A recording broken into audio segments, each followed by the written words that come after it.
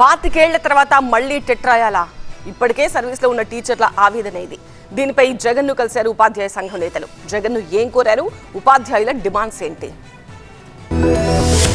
పులివెందులలో పర్యటిస్తున్న మాజీ సీఎం జగన్ ను ఫ్యాక్టో ఉపాధ్యాయ సంఘం నేతలు కలిశారు. తమ సమస్యలపై జగన్ కు వినతి పత్రం ఇచ్చారు. సర్వీసులో ఉన్న ఉపాధ్యాయులకు ప్రత్యేక టెట్ ఏర్పాటు చేసేలా కేంద్ర ప్రభుత్వానికి సిఫార్సు చేయాలంటూ జగన్ కు విన్నవించారు. కేంద్ర విద్యా హక్కు చట్టంలో సవరణ చేయాలని, కేంద్రంపై ఒత్తిడి తేవాలని కోరారు. బీఈడీ రాసి ఉద్యోగం పొంది 25 ఏళ్ల తర్వాత మళ్లీ ఇప్పుడు టెట్ రాయాలనడం సరికదన్నారు ఉపాధ్యాయులు. ఈ అంశంపై వైఎస్ఆర్సీపీ ఎంపీలు కేంద్రంతో మాట్లాడతారని జగన్ హామీ ఇచ్చారు. విద్యాశాఖ మంత్రి ధర్మేంద్ర ప్రధాన్ ను కలిసి టీచర్ల సమస్యను తమ ఎంపీలు వివరిస్తారన్నారు జగన్. సర్వీసులో ఉన్న టీచర్లకు తప్పనిసరిగా టెట్ అర్హత ఉండాల్సిందే అని సుప్రీంకోర్టు 2025లో తీర్పు ఇచ్చింది. 2028 ఆగస్టు నాటికి టెట్ ఉత్తీర్ణులు కావాల్సిందే అని ఆదేశించింది. దీంతో 2010కి ముందు డిఎస్సితో ఉద్యోగాలు పొందిన టీచర్లందరూ ప్రస్తుతం ఏ హోదాలో ఉన్నారో దానికి సంబంధించిన టెట్ పేపర్ రాయాల్సి ఉంటుంది. ఏపీలో టెట్ రాయాల్సిన టీచర్లు సుమారు 80,000 వరకు ఉన్నారు. వీరిలో ప్రస్తుతం 50,000కు పైగా టీచర్లు ఇటీవలే విడుదలైన టెట్ కు దరఖాస్తు చేసుకున్నారు. గత ఏడాది నిర్వహించిన టెట్ పరీక్షలోనూ సర్వీస్ లో ఉన్న టీచర్లు 31,886 మంది హాజరయ్యారు. 15,239 మంది అర్హత సాధించారు.